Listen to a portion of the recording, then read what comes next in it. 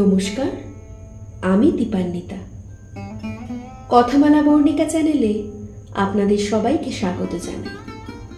আশা করি আপনারা সবাই ভালো আছেন। আজ আমি আপনাদের পাঠ করে শোনাব কল্লোল লাহিড়ীর লেখা উপন্যাস ইন্দুবালা ভাতের হোটেলের দ্বিতীয় পর্ব। আমার গল্প পাঠ যদি আপনাদের ভালো লাগে তাহলে কিন্তু অবশ্যই আমার চ্যানেলটিকে সাবস্ক্রাইব করে আমার পাশে থাকবেন। আর গল্প কেমন লাগলো তা কিন্তু কমেন্টে জানাতে ভুলবেন না। তাহলে চলুন শুরু করি আজকের গল্প ইন্দুবালা ভাতের হোটেল উপন্যাসের দ্বিতীয় পর্ব, বিউলির ডাল।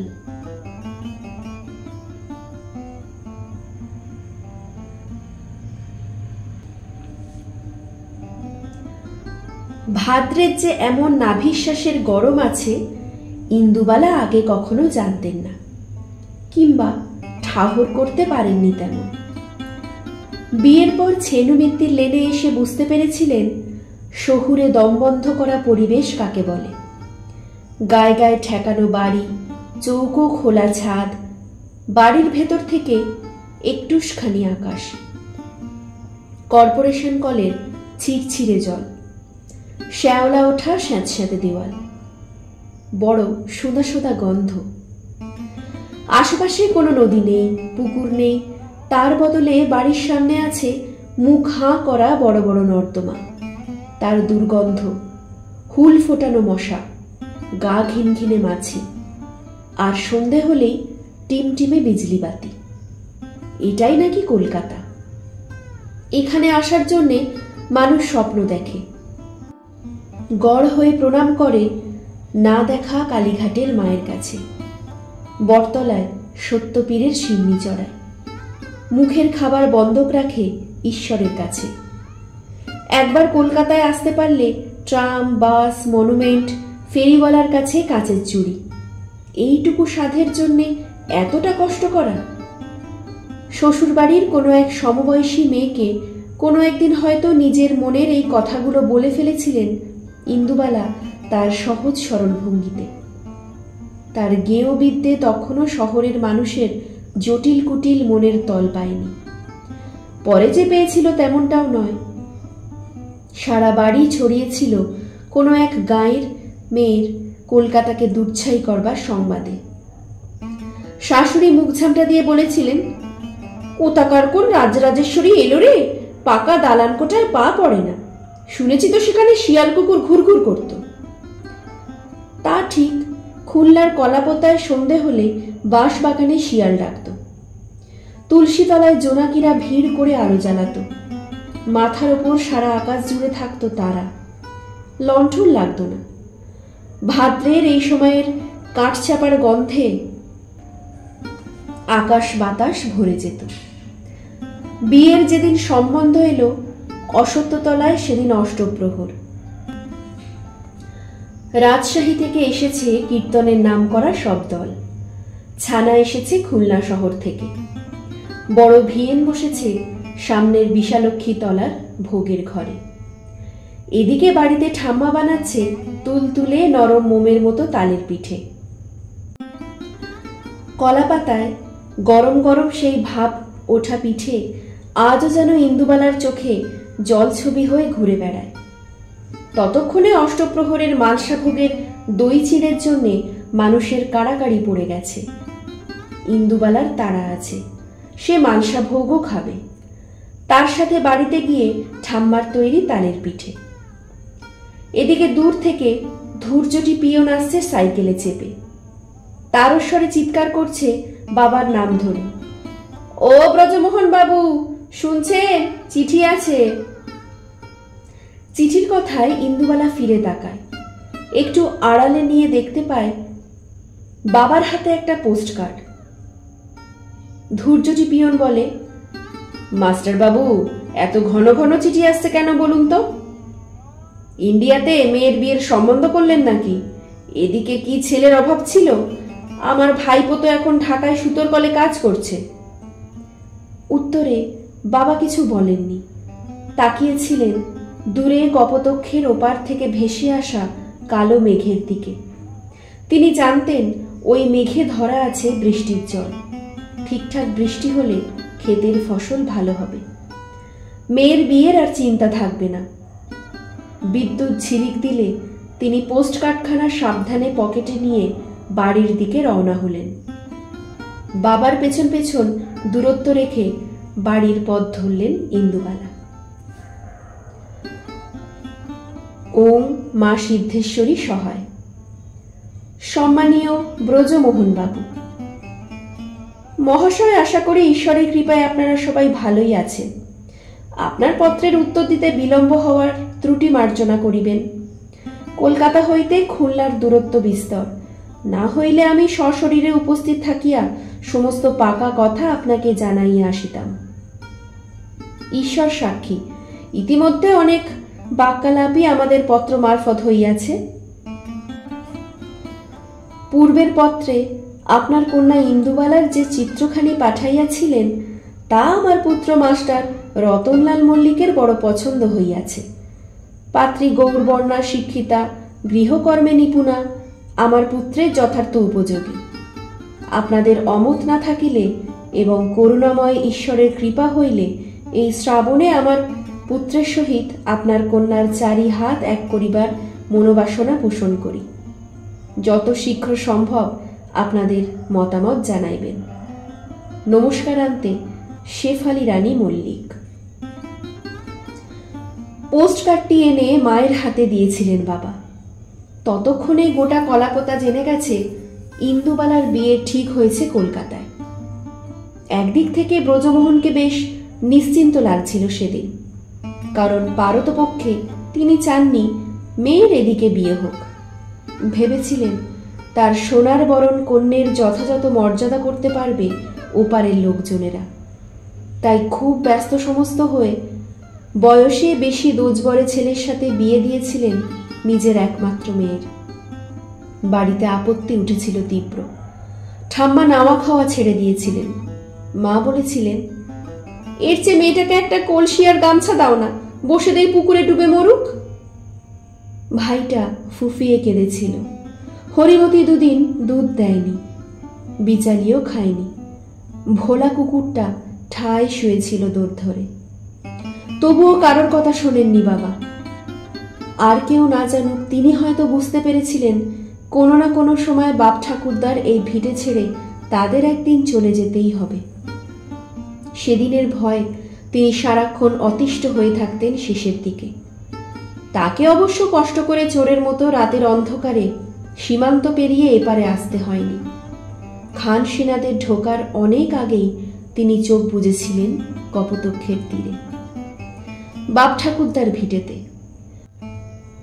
কোনো এক অগ্রহণের শিশিরে ভিজতে ভিজতে, আর বাকিরা জ্বলে পুড়ে মরেছিল স্বাধীনতার আগুনে। বাংলা ভাষার রাষ্ট্র হোক, এই স্বপ্ন বুকে নিয়ে এক আশ্বিনের রাতে শিউলির গন্ধে। ইন্দুবালার বাপের বাড়ি থেকে শ্বশুর বাড়িতে পুজো আচ্চা বেশি হতো।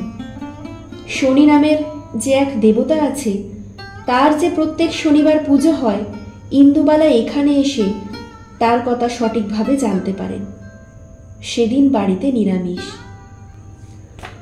শাশুড়ি বউয়ের উপোস। সন্ধেবেলা বারের পুজো দিয়ে তার প্রসাদ উঠানে দাঁড়িয়ে খেয়ে তবে উপোস ভাঙত। এছাড়াও শাশুড়ি ছেলের মতিগতি ফিরিয়ে আনার জন্যে নানা মন্দিরে হত্যা দিতেন। পাঁজি ধরে ধরে করতেন নানান নিয়ম উপাচার। পূর্ণিমায় রাধারমণের মন্দিরে দেয়া হতো বাতাসার হরির লুট। অমাবস্যায় সিদ্ধেশ্বরীর মন্দিরে পোয়াটাক চাল ডালের অন্নভোগ। এইসব কর্মকাণ্ড তিনি একা কখনোই করতেন না।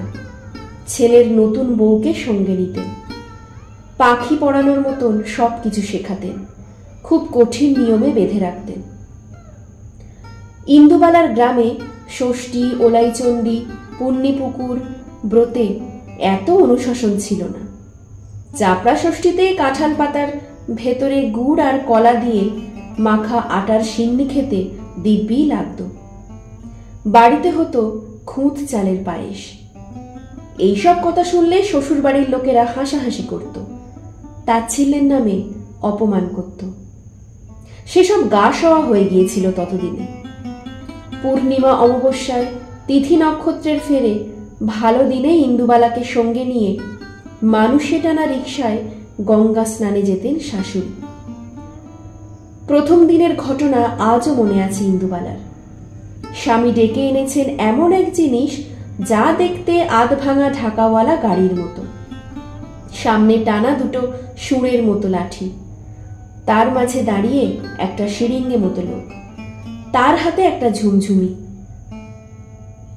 এরেই বুঝি টানা রিক্সা বলে? স্বামীর সঙ্গে কথা হয় না শাশুড়ির সামনে, তা ছিল নিয়ম ভঙ্গের স্বামীর। শাশুড়ি জবাব দেন, দেখেছ কখনো বাপের আমলে? নাও ওঠো এবার। সেই বিষম বস্তুটায় উঠতে গিয়ে ইন্দুবালা কেঁদে ফেলেন আর কি।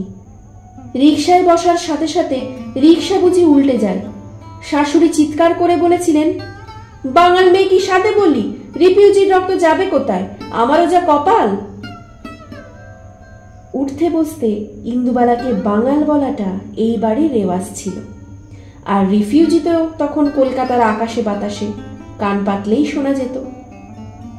শাশুড়ি ধরিয়ে দিয়েছিলেন বাঙাল শব্দটা। পরে বাড়ির লোকের অভ্যাসে পরিণত হয়। মানুষকে এভাবে যে সম্বোধন করা যায় সেটা ইন্দুবালা এপারে না এলে বুঝতে পারতেন না কোনোদিনও, এমনকি গায়ে পড়ে অপমানটাও। অনেক ছোটবেলায় বাড়ির মাটির দাওয়ায় হ্যারিকেন জ্বালিয়ে একসময়ের টোলে পড়ানো দাদু যখন কৃতদাসের গল্প করতেন তখন শিউরে উঠতেন ইন্দুবালা। সারাদিন কাজ করত মানুষগুলো, নাওয়া নেই খাওয়া নেই, উঠতে বসতে মার, জাতের নামে অপমান, গায়ের রঙে অপমান। কাজ না পারলেই অন্ধ কুঠুরিতে বন্ধ করে রাখা। এক এক সময় ছেনু মিত্তির লেনের বাড়িটাকে অন্ধ কুঠুরি বলে মনে হতো ইন্দুবালার। মনে পড়ে যেত সেই রাতগুলো। দাদুর গল্প বলার আসরের মাঝে ঠাম্মা এসে কড়া ধমক লাগাতো, তা বাচ্চাগুলো রাতে ঘুমোবে সেই খেয়াল আছে তো? থামাও তোমার হাবিজাবি গল্প। ইন্দুবালা রাতে স্বপ্ন দেখতেন তিনি সেই কৃষ্ণকায় দাসের মতো পিছমোড়া হয়ে বাঁধা আছেন, গায়ে লেখা কতগুলো সংখ্যা। প্রচন্ড ভয় ভোরে ঘুম ভেঙে গেলে ঠাম্মাকে পাশে খুঁজে পেতেন না। ঝিরঝিরে বৃষ্টিতে উঠান পেরিয়ে ঠাম্মা তখন গোয়াল ঘরে হরিমতির দুধ দুইছেন, বাছুরকে আদর করছেন, বিচালি আর ভেলি গুড় মাখিয়ে খাওয়াচ্ছেন। ঠাম্মার গা থেকে ভেসে আসছে খুলনার গন্ধ, কলাপোতার গ্রাম। চোখ বন্ধ করে পড়ে থাকেন ইন্দুবালা, পাছে চোখ খুললে স্বপ্নটা যদি চলে যায়। 14 গোষ্ঠী ঘটির মাঝে কেন যে তার শাশুড়ি বাঙাল মেয়ে বউ করে নিয়ে এসেছিলেন এই সময় বুঝতে পারেননি ইন্দুবালা, অনেক পরে বুঝেছিলেন। কিন্তু সেদিকে গল্পের মোড় ঘোরাতে গেলে অনেকটা পথ যেতে হবে। উনুনের আঁচ হবে নিভন্ত, যা ইন্দুবালা কোনোদিনই সহ্য করতে পারবেন না। তার হোটেলে উনুনের আঁচ মানে সাক্ষাৎ অন্নপূর্ণা। টকবক করে ফোটা ভাতের গন্ধ মানে এই বাড়িতে প্রাণ আছে এখনো, এতদিন পরে। বাড়িতে জমিদারি আমলের ভাঁড়ারে শাশুড়ি থাকাকালীন চালের অফুরান জোগাড় না থাকলেও ইন্দুবালার জীবনে প্রাণের অফুরান হয়নি কখনো। বাগবাজার ঘাটে গঙ্গার সামনে দাঁড়িয়ে প্রথম দিনে তার কপোতক্ষের কথা মনে পড়েছিল। বাড়ি থেকে লাল চেলি পরে গা ভর্তি সোনা নিয়ে চলে আসার সময় মনে পড়েছিল ইছামতির কথা, গ্রামের পাশে বসেদের বড় পুকুরটার কথা। সবার কথা স্মরণ করে ইন্দুবালা ছলছল চোখে গঙ্গায় ডুব দিয়েছিলেন। বিড়বিড় করে বলেছিলেন, ভালো থাকুক ইছামতি, কপোতক্ষ, বসেদের পুকুর। মাস 6 মধ্যে বড় ছেলে পেটে এলে গঙ্গার পাট চুকল তার, শাশুড়িও অসুস্থ হলেন। বুড়ি খিটখিটে হলেও বউয়ের নিন্দা অন্য লোকে তার সামনে করছে কোনোদিন সহ্য করতে পারতেন না, তৎক্ষণাৎ মুখের ওপরে জবাব দিতেন। ঠাম্মা শিখিয়েছিল ওপারের রান্না, আর শাশুড়ি খুব যত্ন করে চিৎকার চেঁচামেচি করে বাড়ি মাথায় উঠিয়ে শেখালেন এপারের রান্না। ওপারের রান্নায় যেখানে মিষ্টতার অভাব ছিল, এপারে এসে সেগুলোতে একটু একটু মিষ্টি পড়ল। আর এপারের রান্নায় মিষ্টি সরে গিয়ে কাঁচা লঙ্কা বাটা এলো, মরিচ ঝাল এলো, চুই ঝালের গন্ধ এলো, মৌরির ফোড়ন এলো। সারা বাড়ি মমা করতে থাকলো ঘটি বাঙালের রান্নার সুবাতাসে। জ্ঞাতি কুটুমরা আড়ালে আবডালে কানাকানি করত, কিন্তু হাঁড়ির খবর কিছুতেই বাড়ির বাইরে বেরোতে দিতেন না শাশুড়ি। তিনি জানতেন শকুনের চেয়েও হিংস্র হলো ওরা, যারা তার ছেলেকে নরকের দরজায় নিয়ে গেছে। মুখে হ্যাগো কিগো করলেও সারাক্ষণ সাপ সাপান্ত করতেন কুটুমদের নামে। ইন্দুবালাকে পই পই করে শিখিয়েছিলেন, চিনে রাখ বউ ওদের, কোনো সলা পরামর্শ করতে যাবি না ওদের সাথে। ইন্দুবালা কোনোদিন যাননি, জীবনের চরম বিপদের সময়ও না। শাশুড়ি বুঝেছিলেন এই সংসার ডোবার হাত থেকে যদি কেউ বাঁচাতে পারে তাহলে সেই বাঙালি মেয়ে। সাধে কি ছবি আসা ইস্তক তিনি ছুটেছিলেন গঙ্গার ধারে মায়ের বাড়িতে। মহারাজ ছবি দেখে বলেছিলেন, শেফালি, তোমার ঘর দুয়ার উত্তরসূরিদের বাঁচাবে এই মেয়ে, লক্ষ্মীমন্ত জেনে রেখো। একটুও সময় নষ্ট করেননি তিনি আর। নিজের পেটের ছেলেকে ভালো করে চিনতেন। সংসারটা ধ্বংস হয়ে যাওয়ার আগে খুলনার কলাপোতা গ্রামে চিঠি লিখতে বসেছিলেন। চোখের সামনে উজাড় হয়েছিল নাতিপুতিদের স্বপ্ন। ছোট ছোট ছেলে মেয়েগুলো ঘর আলো করে তার চারপাশে ঘুরে বেড়াচ্ছে, তা নিজের চোখে দেখার জন্য বিভোর হয়ে থাকতেন বুড়ি। ইন্দুবালা তার সেই সব স্বপ্ন পূরণ করেছিলেন, যা যা তিনি চেয়েছিলেন ছেলের বউয়ের কাছ থেকে। মুখ ফুটে কোনোদিনও শাশুড়ির মুখের ওপরে কথা বলেননি। এক এক সময় নিজেই আশ্চর্য হয়েছেন, কলাপোতার সেই কলবলে মেয়েটা এই ছেনুমিত্তির লেনে এসে কি করে চুপ হয়ে গেল একদম। আসলে হতেই হতো। যে তীব্র যন্ত্রণা আর লাঞ্ছনার অভিঘাত তার উপর দিয়ে চলেছিল দিনের পর দিন, সেই সবের জন্য কোনো প্রস্তুতি ছিল না। নিজেও কোনোদিন ভাবতে পারেননি এমনটা ঘটতে পারে। যে নির্মল ছন্দে জীবনের শুরু হয়েছিল তার পরিণতি দেখে শিউরে উঠেছিলেন। চারপাশে এমন একটা মানুষও ছিল না যাকে মনের কথা বলেন। এরও অনেকদিন পরে এক মাছওয়ালিকে বন্ধু হিসেবে পেয়েছিলেন, যে না থাকলে আজকের ইন্দুবালা এমনভাবে শিরদাঁড়া সোজা করে দাঁড়াতে পারতেন না। কিন্তু সে তো গল্পের ধরতাইয়ের দিক। আর এখন এই মুহূর্তে বুকের চাপা কষ্ট কাকে বলবেন ইন্দুবালা? সেই সব কথা কিছুটা জানে কর্পোরেশনের ওই ছিঁড়ছিঁড়ে জল পড়া কল আর বাগানের আম গাছ, নারকেল গাছ। তার ডালে কদাচিৎ এসে পড়া পাখিগুলো। কান্নার শব্দ যাতে বাইরে না বেরোয় মুখের ভেতর কাপড় গুঁজে নিতেন ইন্দুবালা। শুকনো মাটিতে চোখের জল পড়লে বৃষ্টি নামত শহর জুড়ে। শাশুড়ি জল ভরা মেঘের দিকে তাকিয়ে তার সংসারের মঙ্গল কামনা করতেন। সেদিন এমনই ছিল ভাদ্রের আকাশ। ঘরে ছিল গুমোট গরম। 2 ছেলের পরে মেয়েটা তখন পেটে। শাশুড়ি আর হাঁটতে চলতে পারেন না, খুবই অসুস্থ। ঘরের বিছানায় শুয়ে সবকিছু। ইন্দুবালা প্রাণপণে সেবা করেন তার এই ভরা অবস্থায়। তখন 2 দিন প্রায় খাওয়া নেই বুড়ির। হঠাৎ একদিন সকালে ইন্দুবালার কাছে আবদার করলেন, বউ, একটু বিউলির ডাল রাঁধলে 2টো ভাত খেতে পারতুম। ইন্দুবালা তাড়াতাড়ি উনুন ধরিয়েছিলেন সেদিন। ডাল সেদ্ধ করে মৌরি ফোড়ন দিয়েছিলেন, নামানোর আগে একটুখানি চিনি। বুড়ি ও ঘর থেকে চিৎকার করছিলেন হাঁপ ধরা গলায়, হলো তোর বউ, আর কত দেরি? পদ্ম কাটা বাটিতে ডাল ঢেলে কাঁসার থালায় ভাত বেড়ে যত্ন করে খাইয়েছিলেন শাশুড়িকে।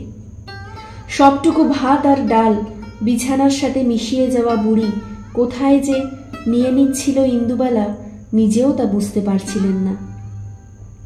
খাওয়া শেষ হলে বুড়ির চোখ গড়িয়ে নেমেছিল করুণাধারা। আশীর্বাদ করেছিলেন, সবাইকে এইভাবে খাইয়ে পড়িয়ে সুখী রাখিস বউ। কথিত আছে, মৃত্যু পথযাত্রী মানুষের শেষ কথা ঘনার বচনের থেকেও নাকি ফলপ্রদ। সত্যিই তা অক্ষরে অক্ষরে ফলে গিয়েছিল ইন্দুবালার জীবনে। না হলে এতগুলো মানুষকে এই বয়সেও খাওয়াতে পারেন? তবে যেটা তিনি এখনো বুঝতে পারেননি, মানুষ কি করে জানতে পারে এটাই তার শেষ খাওয়া? না হলে সেই ভাত খাওয়ার পর বুড়ি আর মুখে কুটুটি নাড়েনি সারাদিন। পরের দিন সকালবেলায় চা নিয়ে শাশুড়ির ঘুম ভাঙাতে গিয়ে শুধু দেখেছিলেন পাঁচিলের গা ঘেঁষা জানালার দিকে তাকিয়ে আছেন বুড়ি অপলক দৃষ্টিতে। আকাশে তখন ভাদ্রের জল ভরা মেঘ। মা, মা বলে দুবার ডেকেছিলেন ইন্দুবালা। শেফালি রানী আর কোনোদিন সাড়া দেননি। ছেনমিত্তির লেনের অনেক পুরনো বাড়ির মতো ইতিহাস হয়ে রয়ে গিয়েছেন মনের মণিকোঠায়। ধনঞ্জয় হাঁপাতে হাঁপাতে দোতলায় আসে। হড়বড় করে বলে যায় কথা। আমি কত বারণ করলাম, শুনুছি না আমার কথা। ওই ছেলেগুলানরে আরো মাথায় তুলেছি তো অমন হউছি। ইন্দুবালা হেসে পারেন না। ধনঞ্জয়ের ভাষা ঘটি বাঙাল উড়িয়া মিলেমিশে একাকার। মাথার চুলগুলো সব সাদা ধপধপে, তাও ছোট ছোট করে ছাঁটা। আবার যত্ন করে একটা টিকিও রেখেছে। গামছা ছাড়া অন্য কিছু তিনি পরতে দেখেননি ধনঞ্জয়কে। শীতকালে শুধু গায়ে উঠত একটা চাদর, তাও খুব জোরাজুরি করার পর। ইন্দুবালার জীবনে যেন অন্ধের যষ্টি এই ধনঞ্জয়, জীবনের নারী নক্ষত্রের সাথে ওতপ্রোতভাবে জড়িয়ে। ধনার কাছ থেকে সবটা শোনার আগেই সিঁড়িতে ধূপধাপ পায়ের আওয়াজ পান ইন্দুবালা। কারা আসছে? এই সময় তো কোনো পুজো নেই, চাঁদার বালাই হওয়ার কথাও নয়। আর ছেলে ছোকরাগুলো চাঁদা চায় না তার কাছে, আবদার করে এটা ওটা নিয়ে যায়, কিংবা দুবেলা খেয়ে যায় সবাই মিলে এসে। বড় একটা কেউ দোতলায় ওঠে না নাতি নাতনি ছাড়া।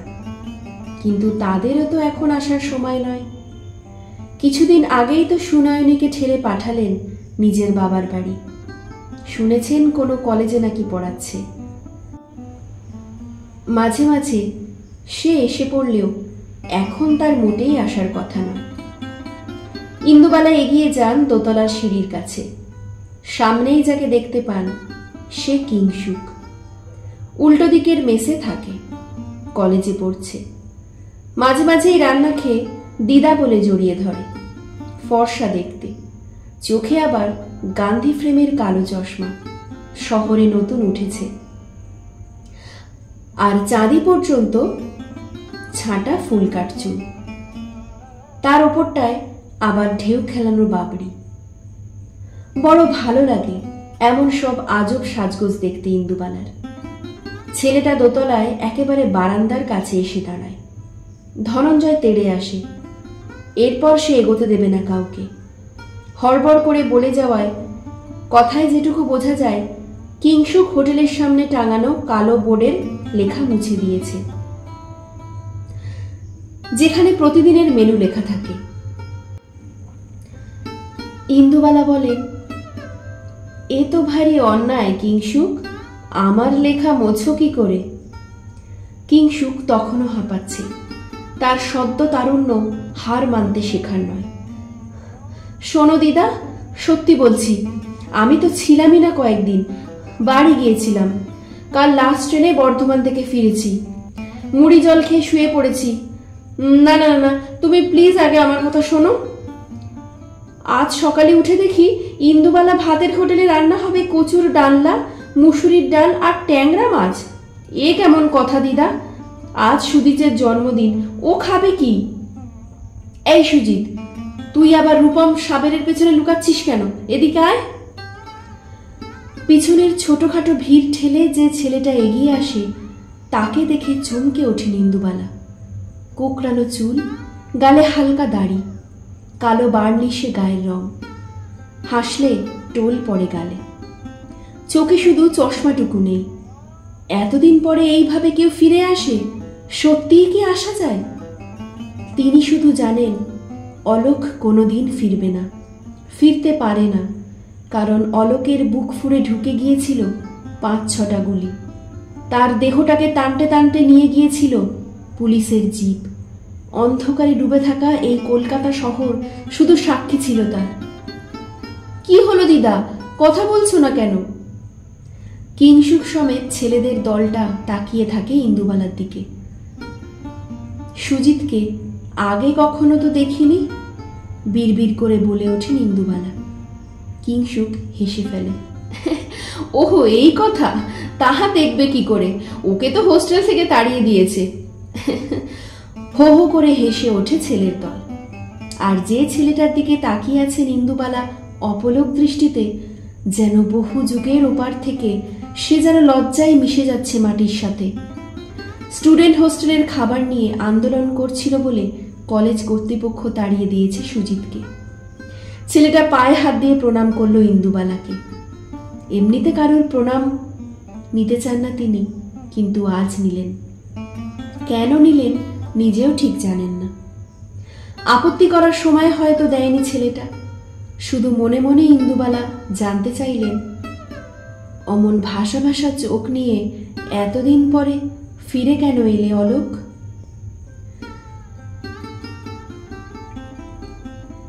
বড় বেতের ঝুড়ি দিয়ে খাবার ঢাকা দেওয়া থাকতো রান্নাঘরে।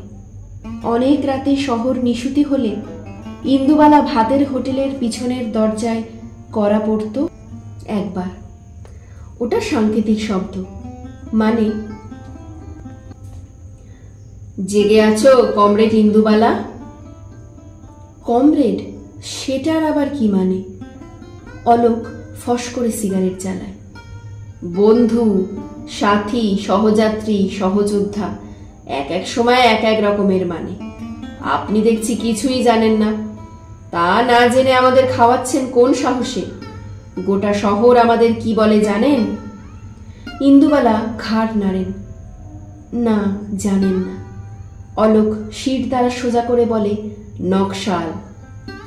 ইন্দুবালার চকিতে মনে পড়ে যায় অলোকের সাথে দেখা হওয়ার প্রথম দিনের কথা। সবে মাত্র হাতের কাজ সেরে হোটেল বন্ধ করে দোতলায় উঠবেন। দরজায় কড়া নাড়ার আওয়াজ শুনতে পেলেন। ধনঞ্জয় সে সময় কয়েকদিনের জন্য দেশে গেছে। হাওয়ার শব্দ ভেবে এগিয়ে যাচ্ছিলেন দোতলার সিঁড়ির দিকে ইন্দুবালা। কিন্তু আবার শব্দটা হলো। হ্যাঁ, এবার তিনি স্পষ্ট শুনতে পেয়েছেন। থমকে দাঁড়াতেই হলো।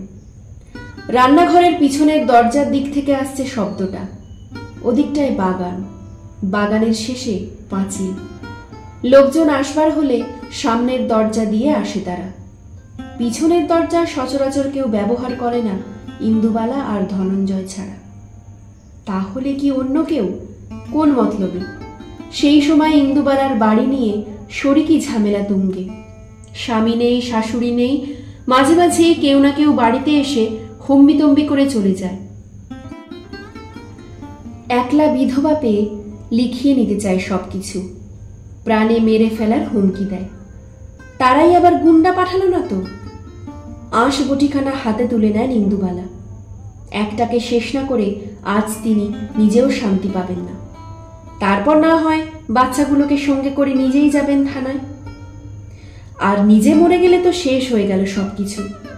পরক্ষণেই মনে হলো, তাহলে বাচ্চাগুলোকে দেখবে কে? ওরা যে বড্ড ছোট। নিজের মারা যাওয়ার চিন্তাটাকে আপাতত সরিয়ে রাখেন ইন্দুবালা। মনে প্রচন্ড সাহস জুগিয়ে এগিয়ে যান দরজার দিকে। কে কে ওখানে? উত্তর আসার বদলে আবার একবার কড়া নাড়ার আওয়াজ পায়। আর নিজেকে সামলাতে পারেন না ইন্দুবালা। রাগের মাথায় খুলেই ফেলেন দরজা।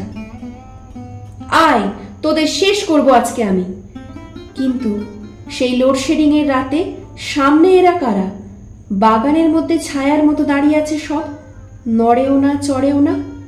কুপিখানা তুলে ধরেন ইন্দুবালা। আর ঠিক তখনই আলো ছায়ার মধ্যে উপলব্ধি করেন এরা তো গুন্ডা নয়, তার চারপাশে জ্ঞাতি কুটুমদের মতো সম্পত্তিলোভী কুলাঙ্গারও নয়। চোখগুলো ভাসা ভাসা, যেন কোনো এক স্বপ্নে বিভোর হয়ে আছে। সবচেয়ে রোগা ছেলেটা এগিয়ে আসে। কিছু মনে করবেন না, এত রাতে বিরক্ত করলাম আপনাকে। আমার নাম অলোক, আর এরা আমার বন্ধু। আমাদের একটু খেতে দেবেন? দুদিন কিছুই খাওয়া হয়নি। অনেক রাতে ভাত বসিয়েছিলেন ইন্দুবালা, সাথে ছিল একটু আলু পোস্তর চচ্চড়ি।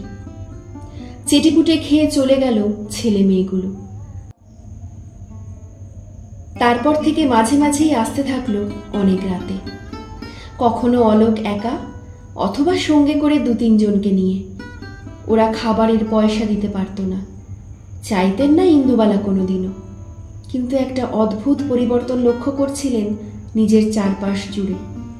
আর বদমাইশ আত্মীয়রা তার ওপর খবরদারি দেখাতে আসতো না। ভয় দেখাতে তো নয়, বরং তাকে দেখলে সরে পড়ত টুপটা। লক্ষ্মী কোথা থেকে খবর এনে দিল, আচ্ছা সে ওদের ডারা দিয়া মাঝি, তোর ওই ছেলে মেয়েগুলো, তুইও সাবধানে থাকিস, ওরা নকশাল আছে, কখন আবার পুলিশ আসে। কাঁটা দিয়ে উঠেছিল ইন্দুবালার গা। নকশাল? আজকেই তো কালেক্টর অফিসের কেরানিরা খেতে এসে কি সব ফিসফিস করে আলোচনা করছিল। কটা ছেলে মারা গেছে, গঙ্গার ঘাটে বোমা, সব নকশাল নকশাল, বিপ্লব করে দিন দুনিয়া পাল্টে দেবে। অলোক তাকিয়ে থাকি ইন্দুবালার দিকে। এইবার তো জেনে গেলেন আমরা কে, নিশ্চয়ই এর পরের বার থেকে আর দরজা খুলবেন না। ইন্দুবালা কি সেদিন কিছু বলতে পেরেছিলেন, নাকি তার চোখ ভারী হয়ে আসছিল জলে? মনে পড়ে যাচ্ছিল ভাইয়ের কথা। বাংলা ভাষার রাষ্ট্র করার দাবিতে সেও তো তখন মুক্তিযোদ্ধা। অনেক দিন পরে লুকিয়ে বাড়িতে এসেছিল 2টো ভাত খাবে বলে। মাও সেদিন বেড়ে দিয়েছিল গরম ভাত। প্রথম গ্রাস মুখে তোলার আগেই বাড়িটা দাউ দাউ করে জ্বলে ওঠে। মাকে, ভাইকে, কাউকেই বেরোতে দেয়নি খান সেনারা ওই জ্বলন্ত কুণ্ড থেকে। মালাউন পুড়িয়ে পূর্ণ করেছিল তারা। ভাই কি সেদিন চিৎকার করেছিল, নাকি সেই লেলিহান শিকার মধ্যে মাকে জড়িয়ে ধরে চুপ করে বসেছিল? মা কি তাকে সেদিন রাখালের পিঠে খাওয়ার গল্পটা বলছিল, নাকি ঘুম পাড়া নিয়ে গান শোনাচ্ছিল সুর করে করে? এগুলো সেই পাগলাটে লোকটার কাছে জানা হয়নি সেদিন, জানতে পারেননি ইন্দুবালা। তার আগেই সে চলে গিয়েছিল, কোথায় কেউ জানে না। আমি কিন্তু আমার প্রশ্নের উত্তর পেলাম না কমরেড। ধরে নিচ্ছি আপনি চান না আমরা এখানে আসি। দরজার দিকে পা বাড়িয়েছিল অলোক। ইন্দুবালা অস্ফুটে বলেছিল, একদিন রাতে যখন দরজা ধাক্কিয়ে ভাত খেতে এসেছিলে তখন তো জানতে চাইনি কিছু, আজ কেন জানাচ্ছ? মা বলতো অতিথির কোনো পরিচয় হয় না, ধর্ম হয় না, তারা হন ঈশ্বর। তাকাতে পারেনি অলোক ইন্দুবালার দিকে, সে সাহস তার ছিল না। যদিও 2টো ঘোরেল পুলিশ ইন্সপেক্টর আর গোটা একটা গোয়েন্দা দফতরকে সে আদা জল খাইয়ে ঘোরাচ্ছিল সেই সময় কলকাতার রাস্তায়, অলিতে গলিতে। লালবাজারে একজন তাদেরও ওপরের লোক হাতে লোহার বেড়ি নিয়ে বসেছিলেন এইসব বেয়াদব ছেলে মেয়েদের কাছে নিজের সাদা কালো আমিকে চিনিয়ে দেবার জন্যে। রাতের ঘুম কেড়ে নিয়েছিল তারা। এ তো সব দস্যিপনা করা ছেলেটা সেই নিশুতি রাতে একা সহজ সরল গেও বাঙাল বিধবার কথার পিঠে কথা জুড়তে পারেনি। শুধু বিড়বিড় করেছিল, ঈশ্বরে আমি বিশ্বাস করি না কমরেড, কিন্তু আপনারা থাকুন, আপনারা থাকলে আমরা থাকব। অনেক রাত পর্যন্ত কান পেতে থাকতেন ইন্দুবালা, অপেক্ষা করতেন অলোকের জন্যে, তার সঙ্গীদের জন্যে। সারাদিন ওরা খালি পেটে পুলিশের তাড়া খেয়ে ছুটে বেরিয়ে অধিকার আদায় করছে, মানুষের মতো বেঁচে থাকার অধিকার, চারডি ভাত ডালের অধিকার, অপমানিত না হয়ে স্পর্ধায় মাথা তুলে দাঁড়াবার অধিকার। ঠুক শব্দ শুনলেই নিজের ঘুম থেকে উঠে গিয়ে দরজা খুলে দিতেন ইন্দুবালা। ছেলেটা 7 দিনের ভাত একদিনে খেয়ে কোথায় যে কাঁধে ব্যাগ ঝুলিয়ে চলে যেত কে জানে। মজা করে ইন্দুবালা তার একটা ছদ্ম নাম দিয়েছিলেন, পেঁচা। পেঁচার জন্যে রোজ ভাত বাড়া থাকতো, কিন্তু পেঁচা রোজ আসতো না, তার আসা সম্ভব ছিল না। রাতের অন্ধকারে শুধু একটা গলা ফিসফিস করে ভেসে বেড়াতো, কমরেড ইন্দুবালা, আপনারা থাকলে আমরা থাকব। কিন্তু কই, ইন্দুবালা তো আছেন, তাহলে অলোক নেই কেন? সুশান্ত নেই কেন? গোরা নেই কেন? কৃষ্ণা নেই কেন? পেঁচার দলটা যে আর ভাত খেতে আসেনি কোনোদিন। এরও অনেক পরে শুনেছিলেন বরানগর ঘাটে পিচ আর ব্লিচিং দিয়ে ঢেকে দেয়া হয়েছিল রক্ত। অলোকের দেহটা দুবার নড়ে উঠে স্থির হয়ে গিয়েছিল সেদিন। চোখ দুটো খোলা ছিল আকাশের দিকে। তারায় ভরা আকাশ দেখছিল কি অলোক? নাকি বৃষ্টি পড়ছিল সেদিন শহর জুড়ে? ধুয়ে যাচ্ছিল রক্ত, মিশে যাচ্ছিল গঙ্গার জলের সাথে, ভেসে চলছিল নিথর দেহগুলো ঢেউয়ের তালে তালে সপ্তডিঙার মতো, অজানা এক স্বপ্নে। 70-এর দশক মুক্তির দশক হতে পেরেছিল কিনা ইতিহাস তার মূল্যায়ন করেনি কোনোদিনও, করবে কিনা তাও জানা যায় না। কিন্তু সেদিনও এক বিধবা হোটেল মালিক হাঁড়িতে কিছুটা চাল বেশি নিয়েছিলেন, যদি ফিরে আসে ছেলে মেয়েগুলো, যদি তার কাছে এসে আবার ভাত চায়। অপেক্ষায় ছিলেন রাতের পর রাত, কিন্তু তারা কেউ ফেরেনি। কেউ যেন একটা হাত ধরে ইন্দুবালার।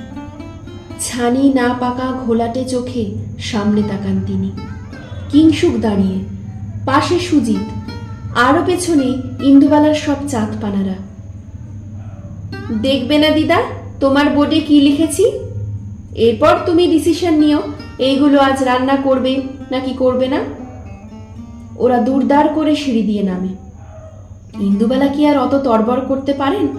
হাঁটুর ব্যথা, গেটে বাত নিয়ে এক দঙ্গল ছেলের সঙ্গে যখন সেই কবেকার কালো সিমেন্টের বোর্ডের সামনে এসে দাঁড়ান, তখন তার চোখ ঝাপসা হয়ে ওঠে ভাদ্রের বৃষ্টির মতো। কবেকার অলোক, গোরা, সুশান্ত, কৃষ্ণা যেন কিংসুক, সুজিত, রূপম, সাবেরের হাত ধরে এসে লিখে গেছে তার বোর্ডে। ইন্দুবালা ভাতের হোটেলের আজকের মেনুতে জলজল করছে ভাত, বিউলির ডাল, আলু পোস্ত, কালো জিরে দিয়ে পার্শে মাছের ঝোল, বিলাতি আমড়ার চাটনি। ইন্দুবালা জানেন এরপর তিনি আর স্বস্তিতে থাকতে পারবেন না যতক্ষণ না ছেলেগুলোর মুখে হাপুস হুপুস শব্দ ওঠে, যতক্ষণ না সারা বাড়ি ছড়িয়ে যায় বিউলির ডালে মৌরি ফোড়নের গন্ধে, পার্শে মাছে কালো জিরের পাশে কাঁচা লঙ্কার আবেশ করা ঝোলে, আলু পোস্তর একটু কাঁচা তেলের সুবাসে, বিলাতি আমড়ার টকে সর্ষের মন কাড়া তীব্র ঝাঁঝে। টেবিলে কলা পাতা পাতা হয়, মাটির গ্লাসে জল, লেবু, নুন, লঙ্কা। এক পেট খিদে আর চোখ ভরা স্বপ্ন নিয়ে কবেকার হারিয়ে যাওয়া ছেলে মেয়েদের হয়ে এখনকার প্রজন্ম ভাত খায় ইন্দুবালা ভাতের হোটেলে। ইন্দুবালা আজও বিশ্বাস করেন অতিথির কোনো ধর্ম হয় না, বর্ণ হয় না, জাত গোত্র কিচ্ছু না, অতিথি হন ঈশ্বর। ধন্যবাদ। আপনারা শুনলেন কল্লোল লাহিড়ীর লেখা ইন্দুবালা ভাতের হোটেল উপন্যাসের দ্বিতীয় পর্ব বিউলির ডাল। গল্প শুনতে আপনাদের কেমন লাগছে তা কিন্তু আমাকে অবশ্যই কমেন্ট করে জানাবেন। আর আমার গল্প পাঠ যদি আপনাদের ভালো লাগে তাহলে আমার চ্যানেলটিকে সাবস্ক্রাইব করে আমার পাশে থাকবেন। দেখা হবে পরের ভিডিওতে ইন্দুবালা ভাতের হোটেল উপন্যাসের তৃতীয় পর্ব নিয়ে। আপনারা সবাই ভালো থাকবেন। ধন্যবাদ।